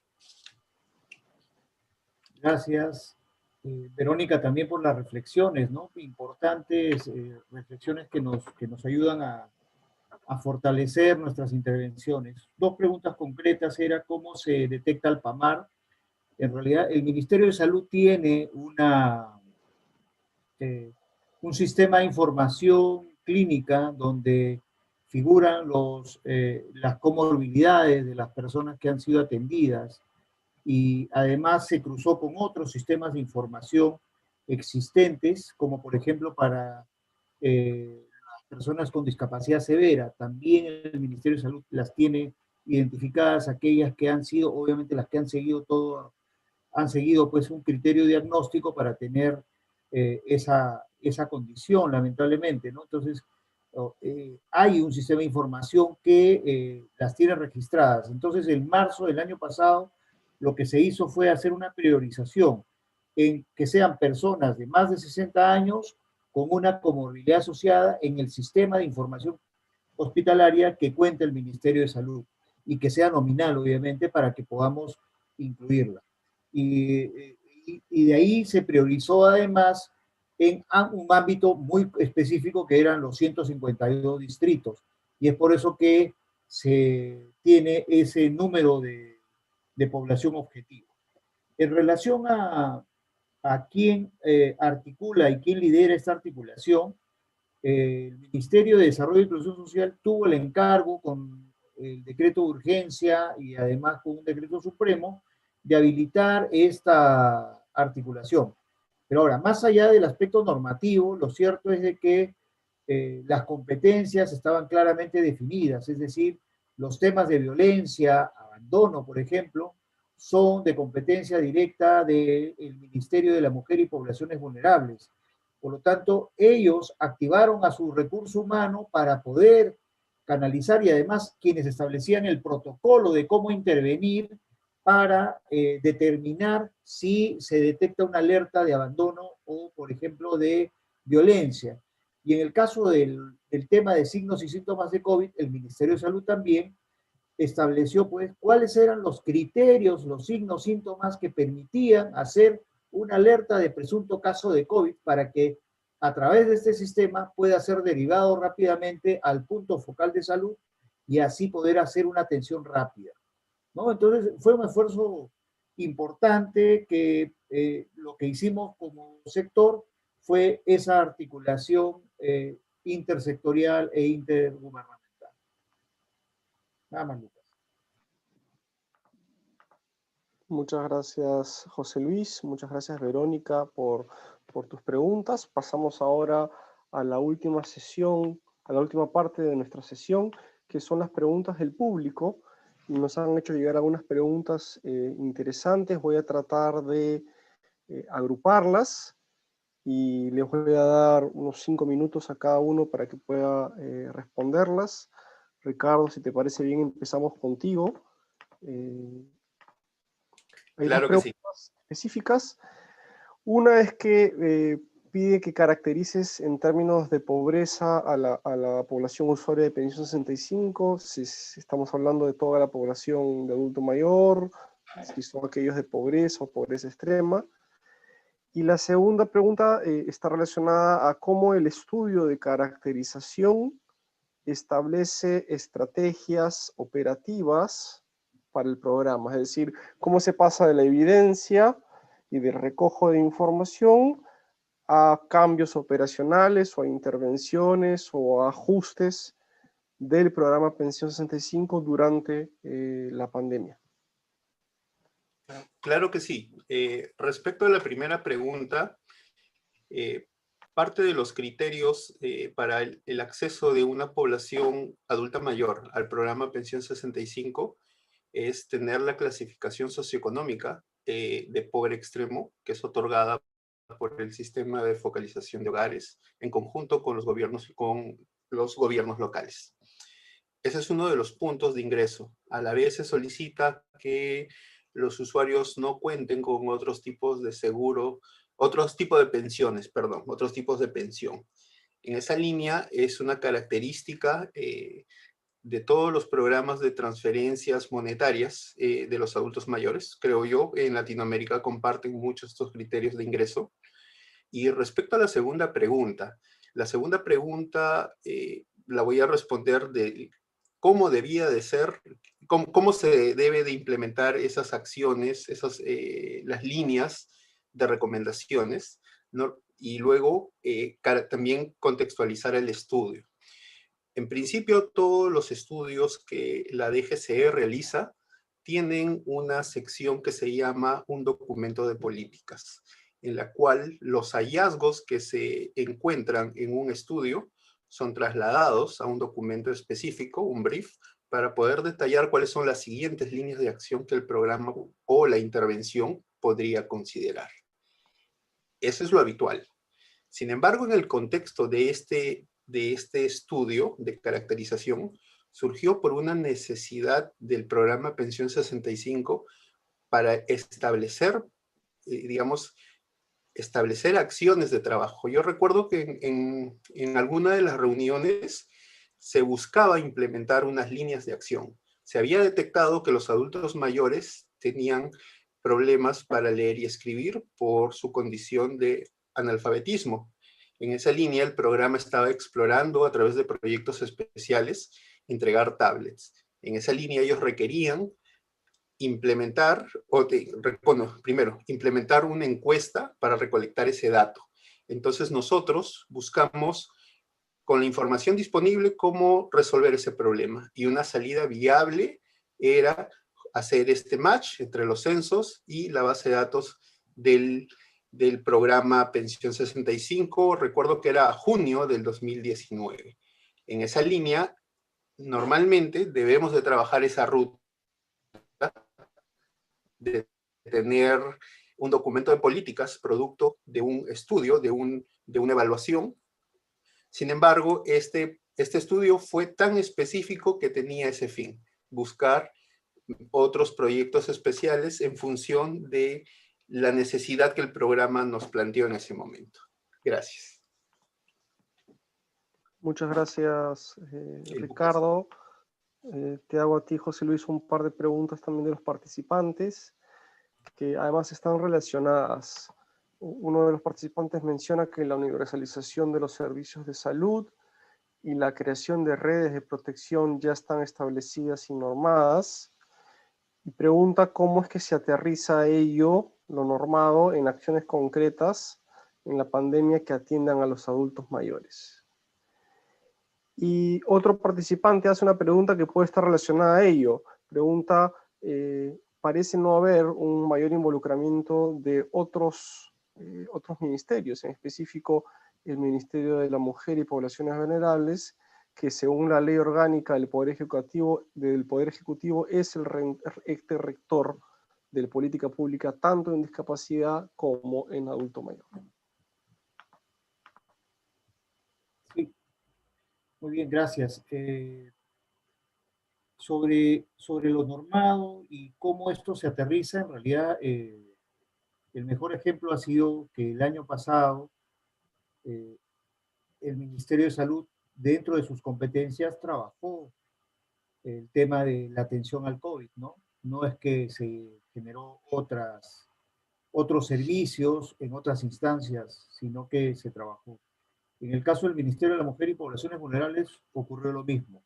Es decir, que no solamente el diseño de los protocolos de intervención respondieron a los sectores, ¿no?, competentes, sino que también los puntos focales para la gestión de las alertas se dio en el marco de las competencias de cada uno de ellos.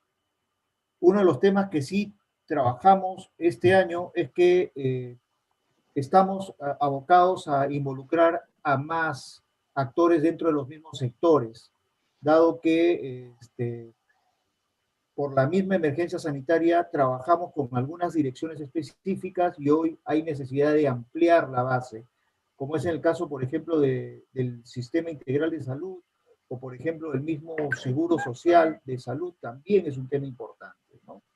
Entonces, eso es un tema clave que además todo esto termina articulándose en el territorio, porque cuando hablamos de enfoque territorial es que la respuesta se da a nivel local. Y ahí lo que sí tenemos que mirar es la capacidad que debemos ir implementando de manera progresiva para lograr que esta capacidad de respuesta se dé. Lamentablemente también tiene que ver con recursos no solamente económicos, sino recursos humanos. el año pasado fue la muestra de que logró activarse porque se contó con una inyección económica muy concreta y específica como una intervención temporal financiada. Este año no tenemos el recurso económico como el año pasado, por lo tanto, hoy se están buscando otros mecanismos de respuesta local y además de autosostenibilidad y sostenibilidad bajo otras modalidades. Es por eso que este año, por ejemplo, con el Ministerio de la Mujer y Poblaciones Vulnerables, también estamos involucrando a otras instancias como el CONADIS, que es el Consejo Nacional de Discapacidad, o el Programa Nacional Aurora, que tiene que ver con la prevención de la violencia y la intervención en temas de violencia familiar. Entonces, estamos sumando y trabajando progresivamente y obviamente con la capacidad instalada que cada sector puede. Y ese es el gran reto que nosotros tenemos ahora. Poder dejar instalado una red que continúe operando, que sea autosostenible y que tenga una respuesta local, liderada siempre por el gobierno local, por el gobierno regional, de tal manera que vamos descentralizando también las respuestas y nosotros vamos generando más bien las condiciones para que esto se dé. Nada. Muchas gracias, José Luis. Aprovechando que tenemos a las dos colegas internacionales, quisiera pedirles si pueden en 3 o 4 minutos cada una esbozar una comparación, que nos cuenten qué se ha hecho en sus países, en las mismas poblaciones, ya sea de adulto mayor, ya sea de pensiones no contributivas, que nos puedan contar y comparar un poco a modo de construcción de políticas regionales. No sé si Mónica o Verónica se animan. Con gusto, Moni. Si quieres empezar tú, Moni. Ya. Bueno, en el caso de Chile, desde la creación de más o menos el gobierno de Bachelet I, aparece a nivel, por ejemplo, de pensiones, la primera reforma de pensiones, que en el fondo fortalece este pilar contributivo, para que se puedan, en definitiva, se aumente la pensión básica solidaria pensando en los adultos mayores. Pero a nivel de esta mirada más transversal de lo que es de cómo la protección social, pensada desde, en su principio, desde la vulnerabilidad socioeconómica, se crea la ley del Sistema Intersectorial de Protección Social también en el mismo periodo, 2009, donde está en el fondo todos los dos pilares, digamos, iniciales, que tienen que ver con la protección a la infancia y con la protección, antiguamente estaba el Chile Solidario, hoy día eso se denomina seguridad y oportunidades, que tiene que ver con familias en extrema pobreza y poblaciones vulnerables, con distintos, en el fondo, prestaciones, transferencias y servicios de acompañamiento psicosocial para las características de esa población. Y un tercer elemento que aún no constituye, digamos, institucionalidad es el sistema de apoyos y cuidados, porque no tiene ley aún, y hoy día opera como un programa, y que aborda, a propósito de lo que comentaba Verónica, aborda la dependencia en el gran espectro del cuidado, que sabemos que el cuidado aborda todo el ciclo vital, pero dado cómo estaba estructurado en nuestro país, existía esta ley, se optó por iniciar en el segundo gobierno de Bachelet la idea de la construcción de un sistema de cuidados, pero asociado a la dependencia en particular, que era la dependencia la que no estaba siendo abordada en ese minuto.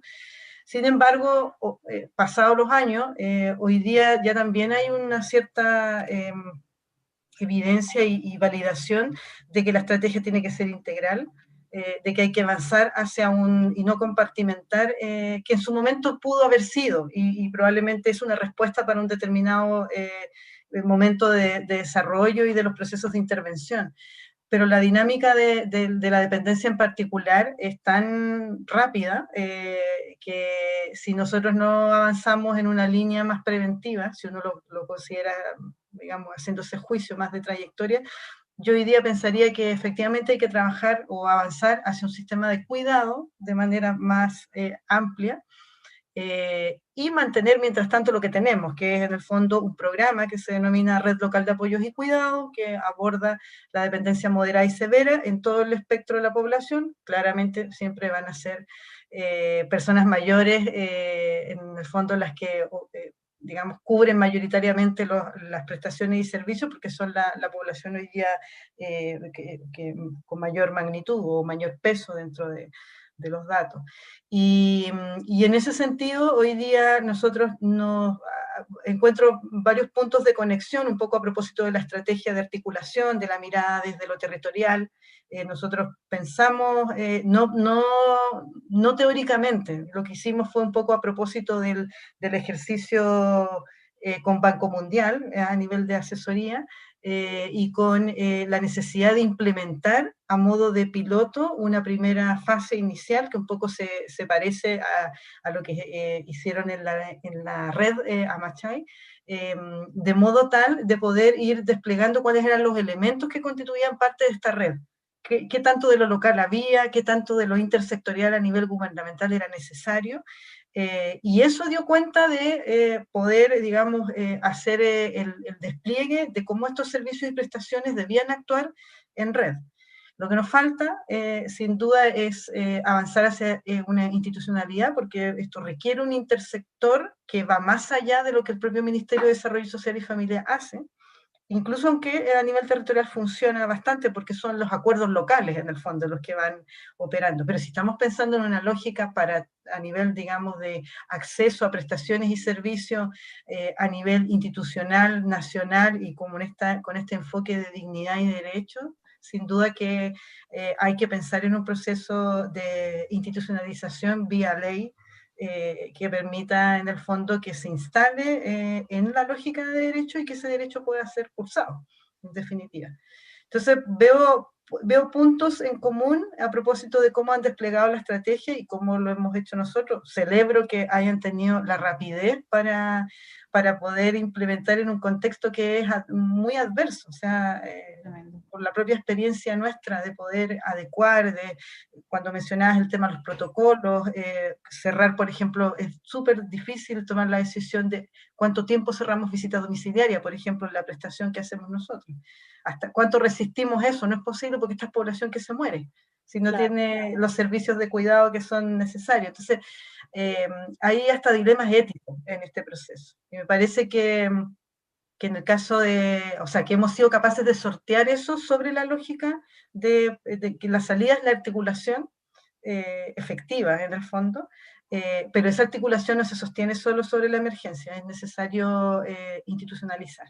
Y nosotros estamos así, pero un poco participar en estos conversatorios nos ha permitido también observar que, porque uno en la emergencia tiende a nuclearse y a radicalizarse en función de la trayectoria que tiene que hacer y de cómo tiene que responder a la población que tiene a cargo, o que es nuestra responsabilidad, digamos, como profesionales o funcionarios del Estado.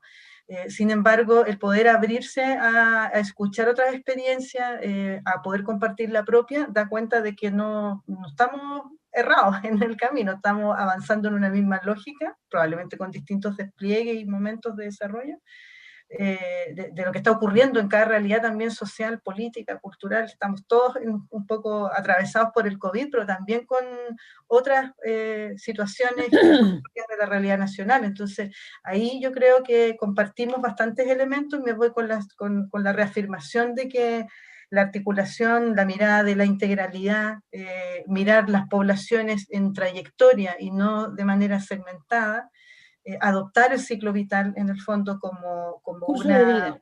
Exactamente, Curso como de una vida. fórmula de observar, digamos, a la persona, en definitiva, es la manera. El cómo vamos a avanzar también, bueno, nos demorará su tiempo también de maduración de este tipo de estrategia. Muy bien, muchas gracias, Mónica. Pues en Verónica, los minutitos solo que te dejo quedan, un sí, minuto porque necesito es darle una paso a la pena. señora viceministra. Sí, Perdóname. es una pena porque nosotros tenemos una reforma a la Constitución de los Derechos Humanos del 2011 que no se había aplicado conscientemente, y ahora con la creación del INSABE y con la puesta en práctica de pensión universal para todas las personas mayores de 68 y de 65, si son de pueblos indígenas, eso ya está también establecido en la ley, no está focalizado. El gobierno actual lucha contra la focalización, va avanzando poco a poco en la universalización, y el INSABI ahora ha creado, es una instancia y que trata de vincular al IMSS, al ISSSTE, a la Secretaría, incluso a los hospitales privados para hacer frente al COVID, pero también para llegar a una cobertura universal en materia de salud. Porque lo que teníamos como seguro popular previamente en los gobiernos neoliberales, lo que estaba haciendo era un paquete básico, y cuando hay muchísimas movilidades que tienen muchísimo más tiempo. También frente al COVID, lo que se ha hecho ahora es una coordinación sectorial que busca articular la Secretaría de Economía con la salud, con la educación y con todo para de alguna manera hacer frente colectivamente al asunto. Y la otra cosa que me parece muy importante es que tiene una perspectiva de género. Y esto es muy importante, aunque también contradice un poco con una lógica familista que también está estimulando el gobierno, con el que muchos no estamos de acuerdo, pero que de alguna manera ahorita es importante. Y lo que hace la red Amachay es muy parecido a lo que está haciendo el gobierno de la Ciudad de México. Tiene 20 años con una política muy progresista, de atención directa a las personas mayores, pero también la está viendo ahora desde una perspectiva de la unidad doméstica. Y esto es muy importante porque es ahí donde se da la violencia, donde se da el abandono, donde está una distribución, la pobreza, desalojos, y también una cuestión que tiene mucho que ver con la precarización laboral que se da en la Ciudad de México. Entonces, la red Amachay de pronto tiene algunas cosas muy similares a lo que está haciendo la Secretaría de Bienestar e Inclusión Social en la Ciudad de México y el Instituto de Envejecimiento Digno. Y nótese cómo ahora hablamos de envejecimiento digno, no solamente de personas mayores, ¿no? Están incluidas, por supuesto, pero la idea es ir avanzando con un sistema de cuidados, un sistema público de cuidados en la Ciudad de México que tenga una perspectiva desde la primera infancia, atravesando todo el curso de vida, y atienda, por supuesto, la vulnerabilidad o los accidentes o las enfermedades que surjan en edades adultas o tempranas.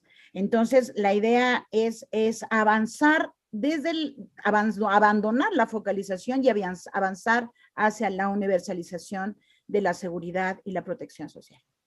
Muchas gracias, Verónica.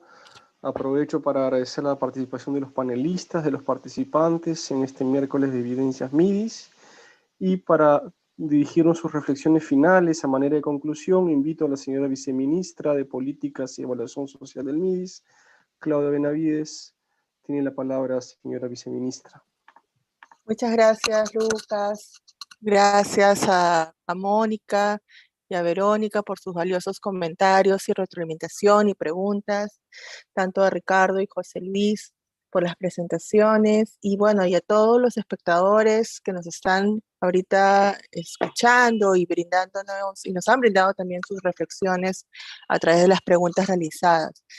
Tal como lo dijo la ministra al inicio, y creo que todos concordamos que es un reto, y también en el contexto que nos encontramos, implementar acciones, estrategias, mirando a la población vulnerable, en este caso, población adulta mayor y con discapacidad severa, en base a los programas, en uno de los programas que tiene el MIDIS, que es Pensión 65, y otra iniciativa que fue la red Amachay, es una red que se construyó junto con el Ministerio de la Mujer y Poblaciones Vulnerables y el Ministerio de Salud.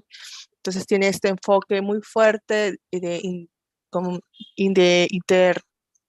una estrategia intersectorial, pero también tiene un enfoque muy importante de intergubernamentalidad, ¿no? Porque finalmente quien lidera la estrategia en territorio es el alcalde, digamos, y es el que brinda las alertas hacia los diferentes sectores que corresponden de acuerdo a lo que identifica, ¿no? A través de lo ya conversado, lo ya expuesto, ¿no?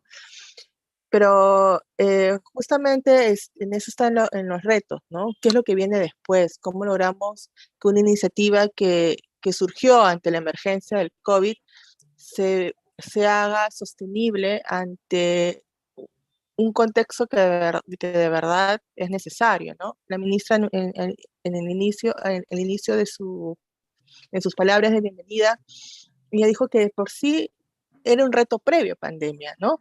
Y creo que Ricardo en su estudio lo ha caracterizado, a caracterizar a la población de pensión 65 lo ha puesto en la mesa de discusión, ¿no? Que son todas las carencias que ya esta población que es beneficiaria o usuaria de pensión 65, mejor dicho, ya venía trayendo.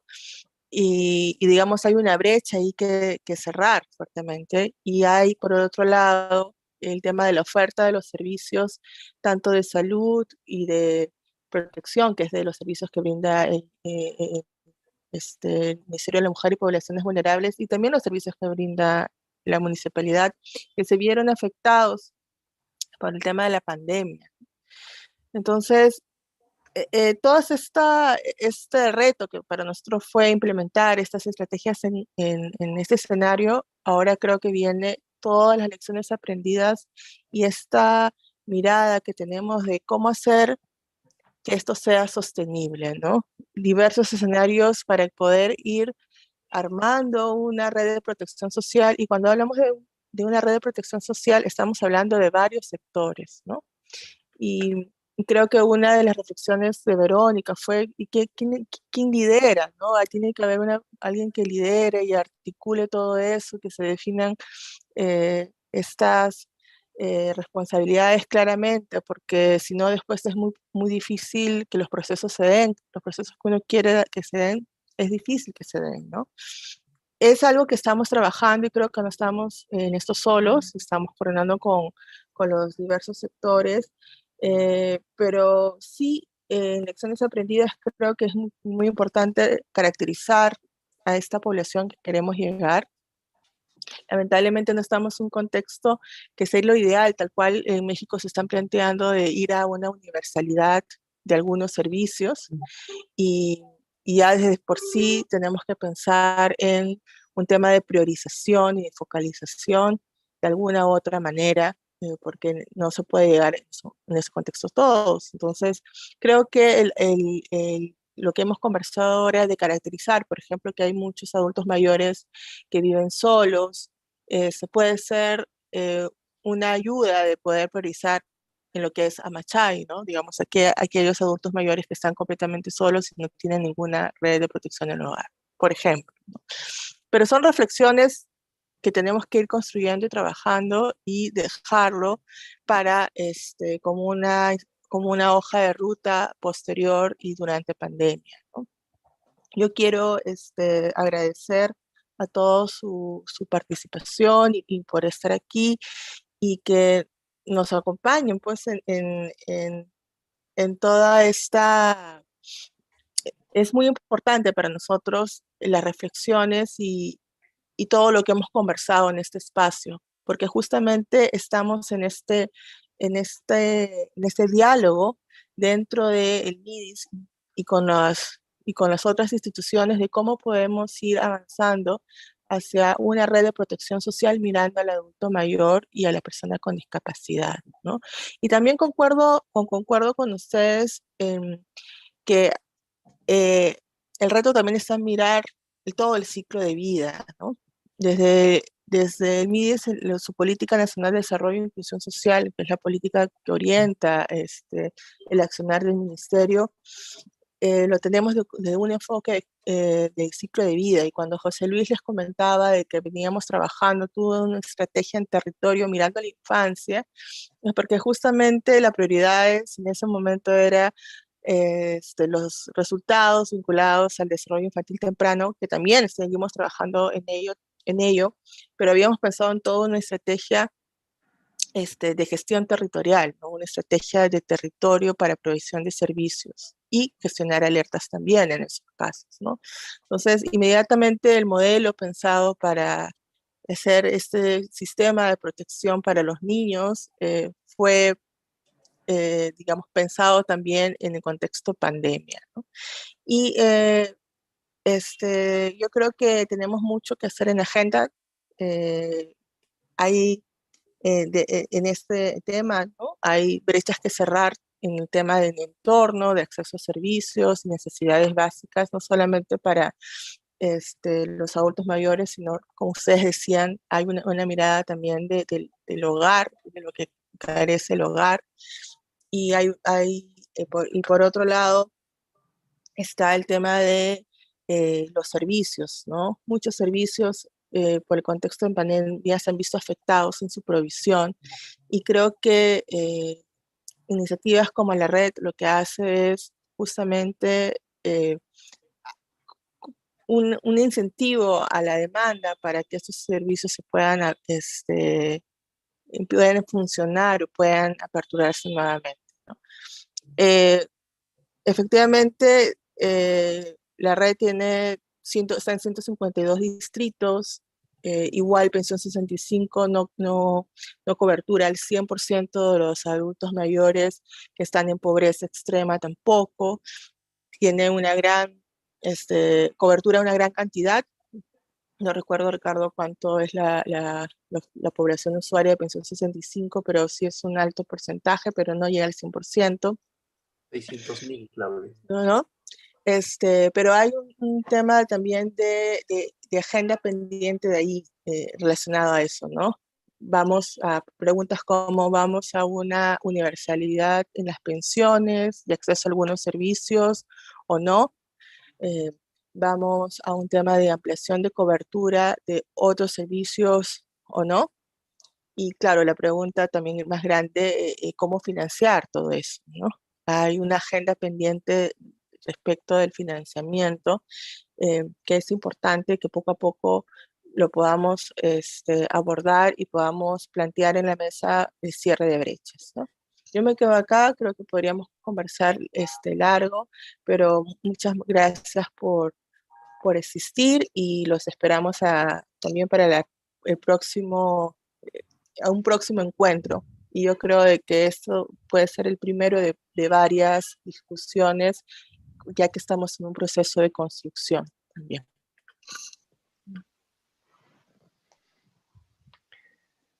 Muchísimas gracias, señora viceministra. Muchas gracias a todos los panelistas, a Lucas Sempe, que ha sido nuestro moderador, ya ha compartido con nosotros en más de una oportunidad en los eventos de Miércoles de Evidencia. Con eso hemos cerrado.